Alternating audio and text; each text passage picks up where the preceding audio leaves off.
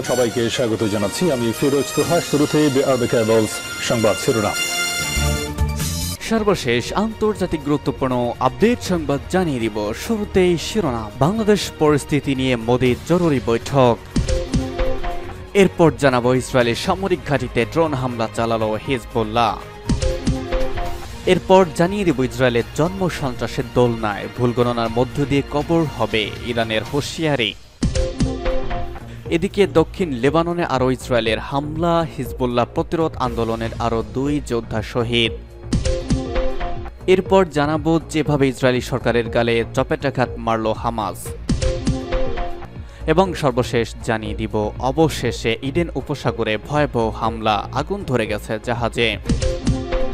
বাংলাদেশ পরিস্থিতি নিয়ে মোদির জরুরি বৈঠক। বাংলাদেশের পরিস্থিতি পর্যালোচনায় ভারতের কেন্দ্রীয় মন্ত্রিসভার নিরাপত্তা বিষয়ক কমিটির সঙ্গে জরুরি বৈঠক করেছেন দেশটির প্রধানমন্ত্রী নরেন্দ্র মোদী। সোমবার রাতে প্রধানমন্ত্রীর সরকারি বাসভবনে আয়োজিত বৈঠকে হাজির ছিলেন কেন্দ্রীয় স্বরাষ্ট্রমন্ত্রী অমিত শাহ, প্রতিরক্ষামন্ত্রী রাজনাথ সিং, পররাষ্ট্রমন্ত্রী এস জয়শঙ্কর, অর্থমন্ত্রী নির্মলা সীতারমণ, ক্যাবিনেট সচিব রাজীব গৌবা, প্রধানমন্ত্রী দপ্তরের প্রিন্সিপাল সচিব পি কে মিশ্র, এর প্রধান রবি সিনহা এবং গোয়েন্দা বিভাগের আইবি পরিচালক তপন টেকা। বৈঠকে বাংলাদেশের সার্বিক পরিস্থিতি নিয়ে মোদীকে অবহিত করা হয়েছে। শেখ হাসিনা পদত্যাগ করে দেশ ছেড়ে ভারতে আশ্রয় নিয়েছেন। গতকাল শেখ হাসিনা গাজিয়াবাদের হিন্দন বিমান ঘাঁটিতে অবতরণের পর সন্ধ্যায় ভারতের মুখ্য নিরাপত্তা উপদেষ্টা অজিত ডোভাল সেখানে তার সঙ্গে সাক্ষাৎ করেছেন। তবে তিনি ভারতের ঠিক কোন জায়গায় অবস্থান করছেন অথবা তিনি সেখানে থাকবেন কিনা কি অন্য কোনো দেশে যাবেন তা এখনো স্পষ্ট নয়। বাংলাদেশ ও ভারতের মধ্যে রয়েছে 4096 কিলোমিটার সীমান্ত।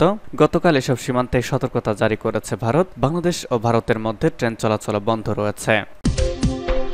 ইসরায়েলের নজরদারি সরঞ্জাম ধ্বংসের দাবি হিজবুল্লাহর। লেবানন ভিত্তিক হিজবুল্লাহ সংগঠন জানিয়েছে তাদের যোদ্ধারা ইসরায়েলের রামায় নজরদারি সরঞ্জামগুলোতে সরাসরি হামলা চালিয়ে ধ্বংস করে দিয়েছে। লেবাননের এনএনএ সংস্থায় তথ্য নিশ্চিত করেছে বলে আল জাজিরার এক প্রতিবেদনে জানানো হয়েছে।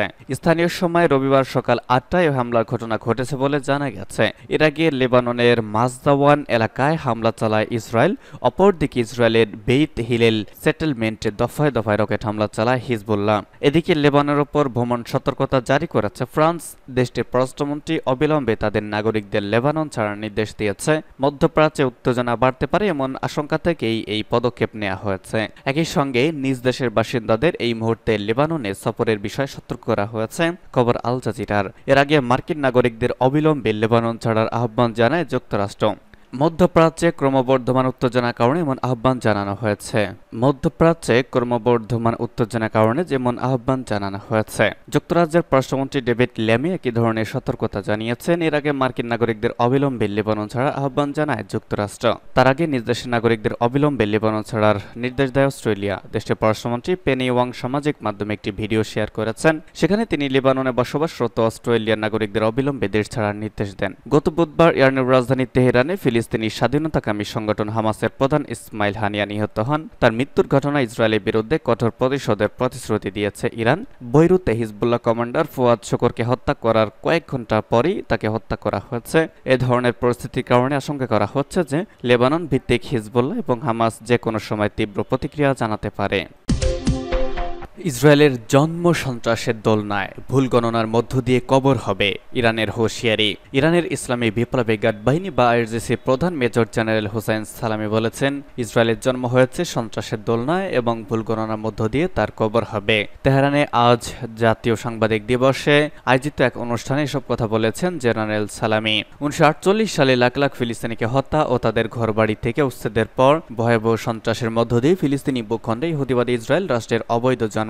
জেনারেল সালামি মূলত তার বক্তব্যে এক কথার প্রতি ইঙ্গিত দিয়েছেন, অবৈধভাবে ইসরায়েল রাষ্ট্রের জন্মের পর থেকেই তারা আঞ্চলিক বিভিন্ন দেশের সাথে নিয়মিতভাবে যুদ্ধ কিংবা সন্ত্রাসী কর্মকাণ্ড পরিচালনা করে আসছে এবং দিন দিন ফিলিস্তিনি ভূখণ্ডকে নিজেদের দখলদারিত্বের আওতায় নিয়েছে। জেনারেল সালামি ইসরায়েলি শাসকদের মারাত্মক ক্রিয়াকলাপকে আগুনের নির্মিত ঘূর্ণির সাথে তুলনা করেন, যা ইহুদিবাদী ইসরায়েল সরকারকে ঘিরে রেখেছে। ইসরায়েলের অপরাধমূলক কর্মকাণ্ডের কথা বলতে গিয়ে তিনি ইরানের পরমাণু বিজ্ঞানীদের এবং সম্প্রতি তেহরানে হামাস নেতা ইসমাইল হানিয়ার ঘৃণ্য হত্যাকাণ্ডের কথা উল্লেখ করেছেন। দক্ষিণ লেবাননে আবারও ইসরায়েলের হামলা, হিজবুল্লাহ প্রতিরোধ আন্দোলনের আরও 2 যোদ্ধা শহীদ। দক্ষিণ লেবাননে আবারও ইহুদিবাদী ইসরায়েল হামলা চালিয়েছে এবং এতে হিজবুল্লাহ প্রতিরোধ আন্দোলনের 2 জন যোদ্ধা শহীদ হয়েছেন। হিজবুল্লাহ আন্দোলন আজ সকালে আলাদা দুটি বিবৃতিতে 2 যোদ্ধার শাহাদাতের খবর নিশ্চিত করেছে। বিবৃতিতে হিজবুল্লাহ বলেছে, মোহাম্মদ হাসান ফারহাদ এবং আলী মোস্তাফা আমরো আল আকসার সাথে এই পথে শহীদ হয়েছেন। হিজবুল্লাহর বিবৃতি অনুসারে হাসান হারফাত লুইজে এবং আলী মোস্তাফা আমরো দক্ষিণ লেবাননের মোসাইসারা শহরের অধিবাসী ছিলেন। গতকাল ইহুদিবাদী ইসরায়েলি বর্বর সামরিক বাহিনী এক বিবৃতিতে জানায়, তাদের একটি জঙ্গি বিমান দক্ষিণ লেবাননের হুলা গ্রামের একটি ভবনে হামলা চালায় এবং এতে হিজবুল্লাহর এক সদস্য শহীদ হয়েছেন। আরেক বিবৃতিতে ইসরায়েলি বাহিনী বলেছে, বেইত লিব গ্রামে একটি ড্রোনের হামলায় হিজবুল্লাহর অন্য সদস্য শহীদ হয়েছেন। গত 7 অক্টোবর থেকে ইহুদিবাদী ইসরায়েল ফিলিস্তিনের অবরুদ্ধ গাজা উপত্যকায় বড় আগ্রাসন চালানোর পর হিজবুল্লাহ ইসরায়েলের বিরুদ্ধে প্রায় প্রতিদিন হামলা চালিয়ে আসছে। ইসরায়েলও হিজবুল্লাহর বিরুদ্ধে আগ্রাসন চালিয়ে আসছে। যেভাবে ইসরায়েলি সরকারের গালে চপেটাঘাত মারল হামাস। ইসরায়েলের রাজধানী তেল আবিবের কাছে হলন শহরে ছুরিকাঘাতে এক ইহুদি নারী সহ 2 জন নিহত এবং বেশ কয়েকজন আহত হয়েছেন। আহতদের অবস্থা আশঙ্কাজনক বলে জানিয়েছে ইসরায়েলি কর্তৃপক্ষ।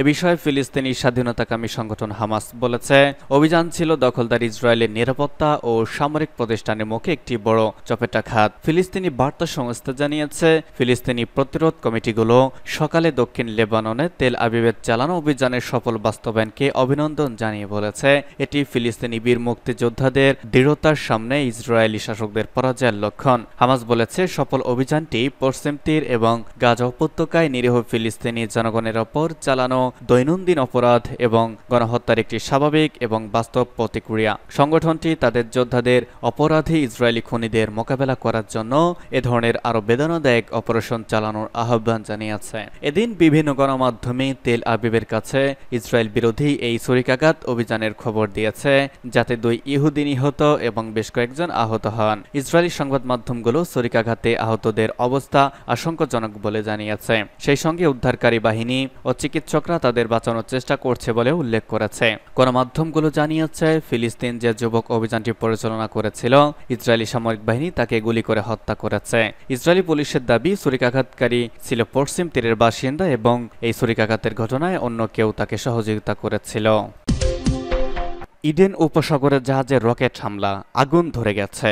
এডেন উপসাগরে দৃশ্যত রকেট হামলার পরে একটি জাহাজে আগুন ধরে গেছে। United kingdom maritime trade operations বা UKMTO এই তথ্য দিয়েছে। কাতার ভিত্তিক আল জাজিরা টেলিভিশনের এক প্রতিবেদনে বলা হয়েছে, ভোরে ঘোষণা করেছে যে গতকাল যে ইয়েমেনের উপকূল থেকে 120 নটিক্যাল মাইল দক্ষিণ পশ্চিমে এডেন উপসাগরের জাহাজটিতে আগুন ধরে যায়। তবে জাহাজের গন্তব্য এবং এই হামলার সাথে কারা জড়িত সে সম্পর্কে বিস্তারিত কোনো তথ্য জানায়নি UKMTO।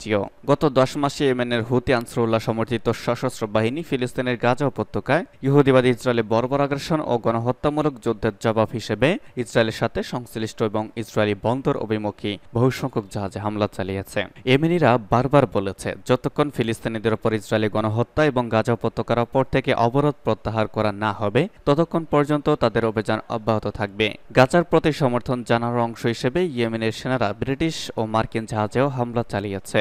হুতিদের ঠেকাতে ইয়েমেনে যুক্তরাষ্ট্র এবং যুক্তরাজ্য যৌথ হামলা চালালেও সেগুলো তেমন ফলপ্রসূ হচ্ছে না। হুতিদের হামলার কারণে লোহিত সাগর দিয়ে জাহাজ চলাচল বন্ধ করে দিয়েছে বিশ্বের বড় বড় প্রতিষ্ঠান। বিশ্বের সমুদ্রপথে যত বাণিজ্য হয় তার 12% লোহিত সাগর দিয়ে হয়। এদিকে বাণিজ্যিক জাহাজ লক্ষ্য করে হুতিদের হামলার কারণে আন্তর্জাতিক বাজারে এর অনেক প্রভাব পড়েছে। লোহিত সাগর থেকে মিশরের সুয়েজ খাল হয়ে যেসব জাহাজ ইউরোপে যেত, সেসব জাহাজকে এখন আফ্রিকা ঘুরে গন্তব্যে যেতে হচ্ছে। ইয়েমেনের শিয়া মুসলিম সংখ্যালঘু জাইদি নামের উপসম্প্রদায় সশস্ত্র গোষ্ঠী এই হুথিরা বেশিরভাগ ইয়েমেনি হুতিদের নিয়ন্ত্রণাধীন এলাকায় বসবাস করেন। পাশাপাশি সানা এবং ইয়েমেনের উত্তরে হুথিরা লোহিত সাগরের উপকূল রেখাও নিয়ন্ত্রণ করেন তারা।